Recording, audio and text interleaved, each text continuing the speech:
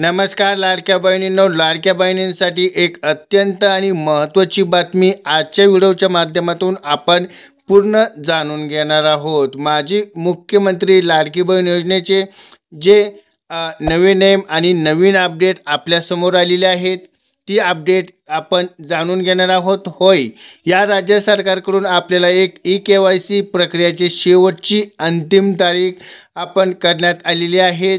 त्यासाठी आपण अंतिम तारीख काय आहे, तुम्ही किती तारखेपर्यंत तुम्ही ही KYC करू शकता, तुम्हाला येणारे प्रॉब्लेम्स आपण सर्व या व्हिडिओच्या मार्फत जाणून घेणार आहोत।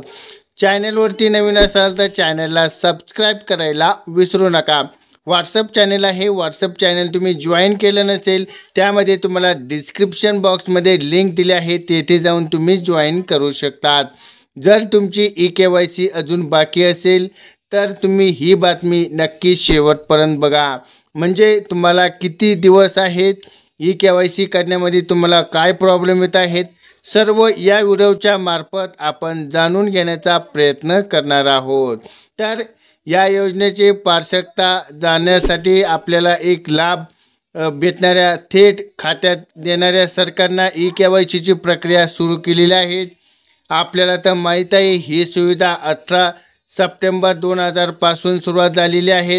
ही लाडकी बहीण योजनेची जी वेबसाईट आहे, या वेबसाईटच्या माध्यमातून केली जात आहे।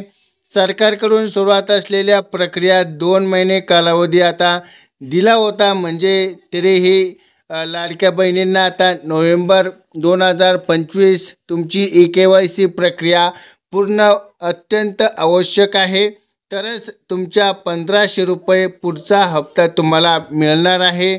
आता जर ही KYC तुम्ही केली नाही तर तुम्हाला या पुढचे 1500 रुपयाचा लाभ तुम्हाला घेता येणार नाही।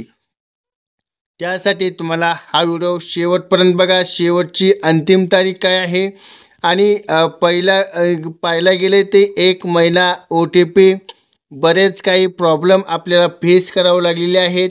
तो म्हणजे पहिला तुमचा आधार कार्ड क्रमांक OTP पडताळणी करा, ई-KYC पूर्ण झाली की नाही यशस्वीपणे तुम्हाला संदेश प्राप्त होईल आणि तुम्ही पुन्हा एकदा OTP आधार कार्ड और OTP टाकल्यानंतर तुम्हाला मेसेज येईल की तुमची KYC पूर्ण झालेली आहे।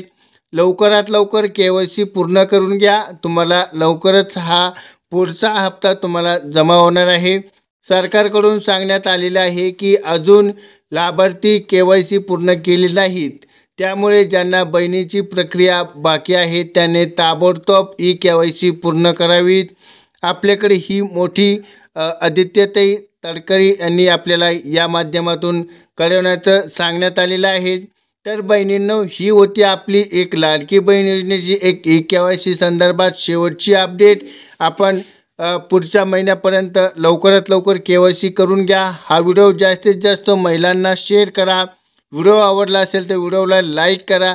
अजूनही चॅनल सबस्क्राईब केलं नसेल तर सबस्क्राईब करा आणि हा व्हिडिओ आपण लवकरच भेटूयात पुढच्या व्हिडिओमध्ये। तोपर्यंत धन्यवाद।